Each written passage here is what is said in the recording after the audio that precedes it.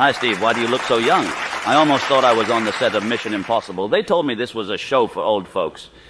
Can you also buy avatars with in-app purchases here? John, today Socrates is also here, and I am just an ignorant young person in his presence. Oh, but don't easily believe in age, my dear friend. Prudence reminds us that wisdom is often found in the silent counsel of age, the ripened fruit born from a life lived long and well, sagely nestled on the branches of experience. That's right. And yet, consider the possibility that this very same tree can make one rigid and less open to uncharted ideas. Oh, my goodness, how long is this episode? To be honest, I always said I'd give anything for an afternoon tea with you, Socrates. Oh, it's AI my honor. technology and this show have made everything come true, and I don't have to smash my iPhone and Mac anymore.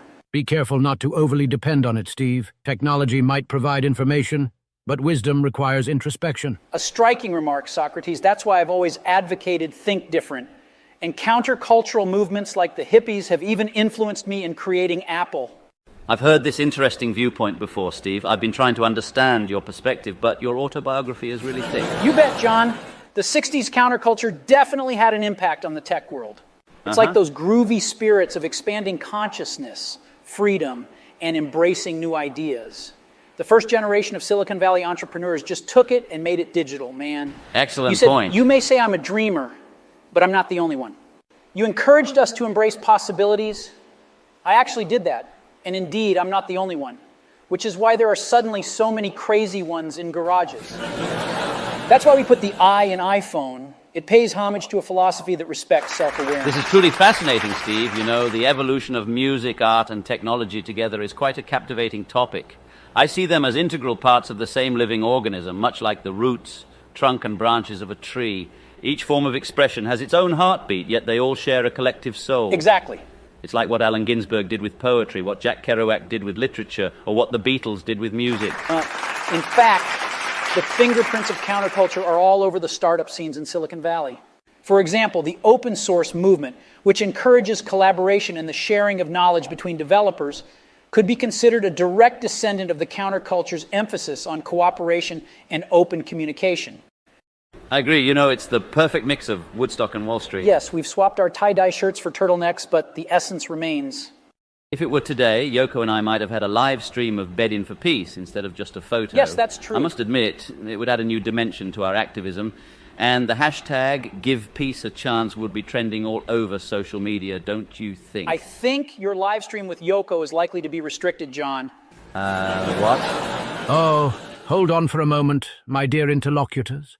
Oh, exams. Let us pause and ponder the ever-accelerating pace of technological progress, for it raises a most perplexing question.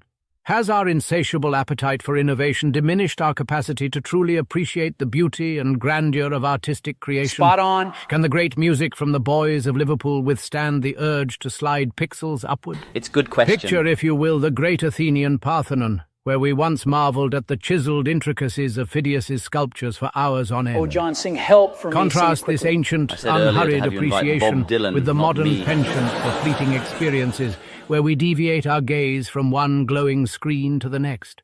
Is it not a tragedy that, as our means of consuming art grow more sophisticated, our ability to truly savor it dissolves like the morning dew under Apollo's incandescent gaze? Brilliant point. A great sage. I wonder if people can ignore those notifications and beeps when they hear my lyrics. Turn off your mind, relax and float downstream. It's quite ironic to think about Let It Be now. Just think about it, great musician. We are nourished by an ever-flowing stream of information, but do we possess the fortitude to separate the sweet nectar of wisdom from the churning torrent of distraction? How about you think about it, the godfather of the information deluge? Oh, John, it's like you've said. Life is what happens when you're busy making other plans.